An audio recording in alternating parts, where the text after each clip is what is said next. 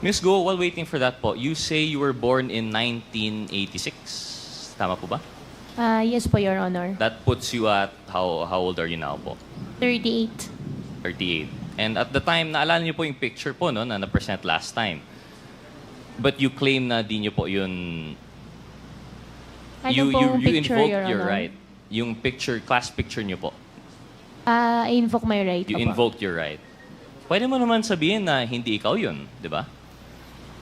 Your Honor, I hope you understand, sa sobrang dami na pong kaso na nasampahan po ngayon sa court, kaya anything po na isasagot ko po dito sa inyo might use against me po. Opo. Well, I think that's why I have a tendency not to believe you po. Kasi kung talagang hindi ikaw yan, I think you would have said that's not you.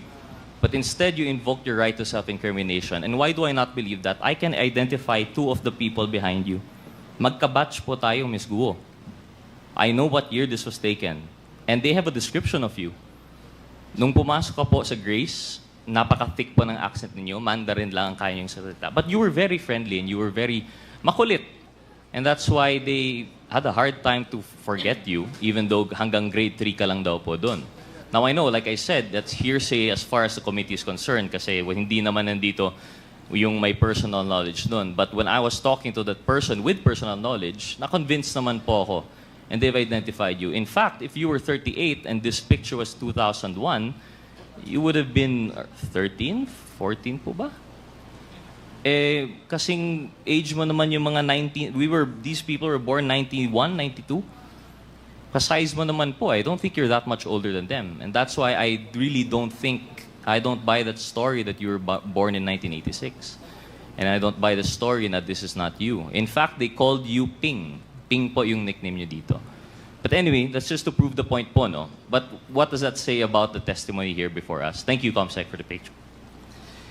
We have a Latin maxim po, no? Falsis in uno, falsus in omnibus. When you're false in one thing, it's false in everything. So this puts into light every statement that you have made. Of course, aside from the statements made regarding the right against self-incrimination. But if we're talking po about everything she said, that she was in Tarlac for 30 years, that all of her life, or the fact po that she was not the person in the Bamban resolution, this is going to be your testimony versus documentary evidence. Yung Bamban resolution number 185 series of 2020, citing you as the applicant for Hongsheng Gaming, ano po yung sagot mo doon? You said you have no recollection at all kung paano na nasama yung pangalan po ninyo. Tama po ba yan, Mr. Chair? Mr. Chair, all related Hongsheng, Baofu, I invoke my right against self-incrimination po. Okay. And just proves it even more. If you can't relate to us how you're related to the resto, then I guess the document stands po na may kinalaman po kayo sa Hongsheng. Another thing po, you claim na walang Filipinos involved sa escape. How do we know that we can take that for granted? Kasi, yun nga, as far as we're concerned, false in one, false in all. And then, of course, the allegations that 3.2 billion was transferred to Hongsheng through the partners mentioned earlier. And it's parallel also because I remember, if I'm not mistaken, Chair Dan Fernandez mentioned there was also a similar transfer going on between Mr. Duan Renwu and Ms. Cassandra Ong. So, we see nga po na talagang I think may basis yung matrix, talagang parallel yung operations. And I think that's as much as we can get from them. Baofu and Hongsheng versus Lucky South 99 and Whirlwind are two sides of the same coin. They're parallel operations held by a consistent cast of characters. And now that the Quadcom is digging deeper, we're now moving up the ladder. Unfortunately, I don't think we'll be able to get anything more from Ms. Ong and Ms. Guo, given that they have cases and they have repeatedly cited their right. They've repeatedly invoked the right against self-incrimination. So I think we have no choice but to move on with the matrix. So with that, Mr. Chair, I'd be asking my questions to Mr. Yang. Yeah, but before that, Your Honor, let me ask the lawyer of Ms. Alice Go. Your participation here is to advise your client only of her legal rights. And please, advise her also what questions she needs to answer. If the question being asked, being propounded by a member is not related to the case that she is facing, then you have to compel her to answer. And that goes the same with other counsels present. Okay, para lang ho maliwanag, that's our ground rules. Alam naman po ninyo, kayong mga lawyers, alam nyo naman po kung ano yung makakaapekto sa kaso nila. Kaya wag nyo silang pabayaang magtago sa likod ng right against self-incrimination. And we just want to make that clear. Please continue, Congressman Gutierrez. Thank you, Mr. Chair. Mr. Chair, before I move on, I'd like to go back. I still have 2 more photos with the ComSec on the issues of Ms. Ong and Ms. Guo. Committee Secretariat, may we ask for the pictures of Lucky South 99 and yung Hong Sheng to be displayed? May I ask, Mr. Chair, the PAOCC, si Dr. Casio, Mr. Chair, generally ang POGO, kailangan po ba compound talaga? If I understand correctly, meron po tayong mga POGO operations within Metro Manila. Is that correct? Yes. Mr. Chair, Honorable Gutierrez, in the past, PAGCOR allowed what was dubbed as hubs. By hubs, meaning to say different locators, different POGO operators can exist within one hub. But if I do recall, the only hubs that were ever licensed by PAGCOR were the one in Clark, Sun Valley, which was raided by the ACG and PAOK on May of last year. The second one was, if I am not mistaken, the one in Bamban, no? Baohu. And the last one is the last remaining hub that's winding down, yung sa, ano po, yung dito po sa Island Cove, Cavite. So generally, Mr. Chair, ang POGO, it doesn't necessarily have to be a hub. They can operate parang BPO lang po siya. Sometimes they rent a floor lang po. Tama po ba Yes, yun? sir. They can rent as small a space as 300 square meters. Thank you, Mr. Chair, for clarifying. So para lang alam ng ating mga kababayan, kasi nabanggit po ng PAGCOR, meron pong 240 plus na nabanggit ng mga POGO. Baka iniisip po nila lahat yun POGO hub. But it seems to be only the big operators are the POGO hubs. It's, for example, yung sa Baofu and sa Lucky South 99. Kaya nga po parang parallel because amongst all the POGOs, sila lang po yung ganito. Sila lang po yung may hub. And it seems to indicate na they have the same modus operandi and they have the same intention to include mga love scam, mga cryptocurrency scamming, and other related crimes. Kasi hindi naman po yan manggagawa sa 300 square meter na office building po, no? So I think this is just another point of parallelism between the two. And then one more thing, Mr. Chair, Committee Secretariat, yung next picture po, please, yung mansion. Ms. Ong, Mr. Chair, is this image familiar to you po? Yes po, Mr. Chair. Can you explain to us ano po yung nakikita natin sa picture? Nakita mo naman po, is that your house? Yes po, Mr. Chair. Ito yung mansion po ninyo sa Porac? Opo. Mr. Chair, for everyone to see, can we have the picture again?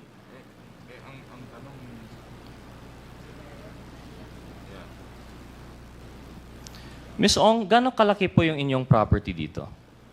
Tama po ba? That's like a little massage house in the middle of the lake behind the bigger mansion proper. Tama po ba, Ms. Ong? Lahat po yan, bahay po. Wala pong massage. Wala massage. Yung gitna. So Yes lahat po. yan bahay. So yung Opo. gitna. So gano'ng kalaki po itong property nyo? Yung lot po is around 3 hectares po. 3 hectares yung lot. And Yes all po. of this at the tender age of 24. Would you care to substantiate how you made your money out of this? Lahat po yan na-inherit po ba, Mr. Chair?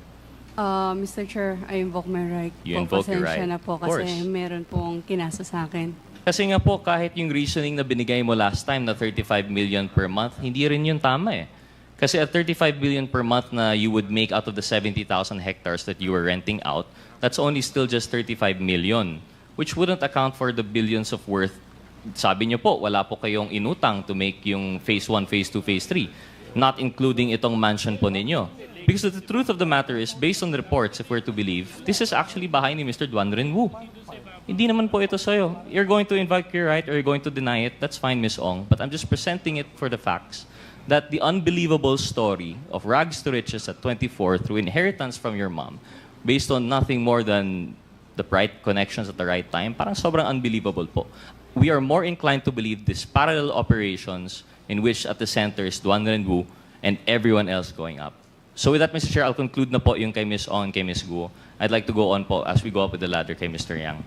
Thank you, Committee Secretary, for the picture. Yes. Mr. Chair, I just have a question, just out of curiosity, if I may. With the indulgence of Congressman with indulgence of Congressman Gutierrez. Comsec, pwede mo ba maibalik ulit yung bahay ni Ms. Cassie Ong?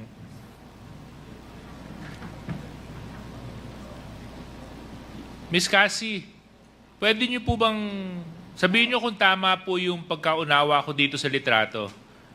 So meron pong lake at yung bahay po ninyo ay yung nasa gitna. Tama po ba yun? Can you go back? Hindi, yung bahay po, yung bahay, Comsec. Yung bahay, Comsec. Prior picture, please. Yan. Yeah. Excuse me. Yes? Yes po. Yes po, Mr. Chair. So yung bahay po, ano po yung nasa gitna ng lake? Bahay po. Tapos ito pong nandito sa may bandang baba. Bahay din po, Mr. Chair. Oh, so you have a house within a house? At tapos yung nandun po sa ibabaw niya na parang kulay puti na I don't know how you describe it. Parang ano ba yan? Is that also a body of water? Garden po yan, Mr. Chair. Garden. Okay. Yeah, itong lake po ito is man-made or natural? Can I consult my lawyer po? No, I mean, it's actually, whether it's, Man Lake po, Mr. Chair. huh? Man Lake po. Man-made. Man-made. Gaano kalalim po yung lake? Hindi ko po sure, Mr. Chair. Thank you very much. I'm just trying to figure out kasi yung figures na binanggit ni Cong Rods. At I'm medyo kinakwenta ko po kung magkano aabutin to kasi kung man-made po yan, Chairman, at saka kung gaano kalalim at yung lawak, tapos nice to live there. Thank you very much, Mr. Chair. Okay, please proceed. Thank you, Mr. Chair, and I agree with the good Deputy Speaker. Kaya nga po yung punto na natin doon, yung 35 million nga, kulang na po yun for phase 1, 2, and 3 of Whirlwind. Paano pa kaya yung 3-hectare lot with mansion na pinakita po natin? But anyway, the bright side to this, with the efforts of the Quadcom, I believe the proper cases have been filed against the parties, so we can leave po yung parallel operations on the ground. Doon na lang po yun. We leave it to our good partners in service executive branch. But yeah, moving on, Mr. Chair, I'd like to ask now si Mr. Tony Yang. So, Mr. Yang, magandang gabi po. Mr. Yang, kayo po ay nakakapagsalita ng Tagalog, English? Kunti. Konti. Kunti, malulong. Konti marunong. Pero conversational, halimbawa, pag may mga events po kayo, nakakapag, you can have a conversation, pwede po kayong makipag-usap sa mga tao. Pag may dinner, mga ganon. Hindi pa I talaga. think it's better you using English. Yeah, it's better. Better using Yeah, English. yeah, Okay. better is- Mr. Yang, good evening. So you can speak better in English. Are you able to have a casual conversation in English? No, actually, I am the interpreters. Mr. You're the Yang. interpreter Yeah, right yeah, now. yeah. But Maybe my it's question stands. Is he able to have a casual conversation in English, Mr. Chair? 就是你说的东西，就是可以回答用英文回答吗？不是不懂得。 No casual conversation. Mr. Chair, can we, through the Secretariat, can we have my next 3 photos, please? Mr. Chair, Mr. Chair, Mr. Chair. Point of inquiry lang, Mr. Chair. Would it be possible to ask the translator to speak into the mic when he tries to translate to Mr. Yang so that we can also hear? Okay, thank you. Okay, sure. Thank you. Thank you, Mr. Chair. Please proceed. Thank you, Mr. Chair. The first photo, please. Yung una. Is that the first? Okay. Mr. Yang, through the Honorable Chairman, is that you in the picture? 就是在图片里面是不是你？就是他问你在图片里面那个是不是你？是不是啊？对。Yeah, it's he. It is. Do you recall Do you recall what event was transpiring here? 就是他问你在这里是举行的什么活动，还是这是干嘛呢？当时那个三家钢铁厂给 BB 里面签那个租那个地，租地的 OK 签。Okay. I think it's during some rentals for the place. Yep. I'm sorry again, Mr. Chair.开发区吧，经济开发区 BB 地。Is for rentals for the DPTs, the ones is using DPTs. 就是开发区吧，开发区，经济开发区。经济开发区。有经济开发区。Mr. Chairman, point of clarification lang, Mr. Chairman. With the indulgence of Congressman Gutierrez. Yeah, with the indulgence of Congressman Raj. I believe the translator is the son of Michael Yang. Are you the son of Michael? Oh, No. Tony Yang? No. You're not Actually, the son? no. I come from Pao. What is your? You're from Pao. Yeah. So you're the translator of the Pao, Of Pao, yeah. not of Tony Yang. Yeah, it's Sige, not you from can Tony. proceed. Thank you so much. Please proceed.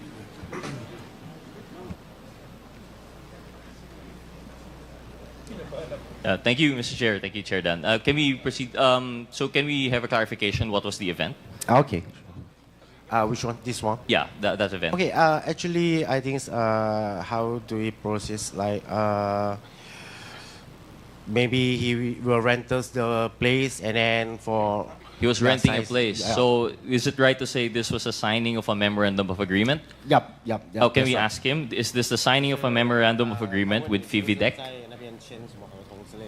对， Yeah. 就租 That's right. 租地。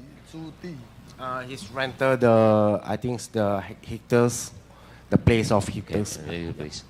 Mr. Chair, can we ask Mr. Yang to point kung sino po dyan yung translator niya? 说什么？ Can Mr. Yang point to us who in that picture is his translator? In that particular event. 谁是那个翻译的？就有翻译在里面吗？但是照片这边没翻译。 Don't have any translator inside. No translator, Mr. Chair. So how would you converse with these people who you're having a deal with? 有翻译的跟我去，但是不在照片里面。他不在照片。 I think he have a translator, but the translator is not in the pictures. Not in the picture. Okay. Mr. Chair, can we have the next photo, please?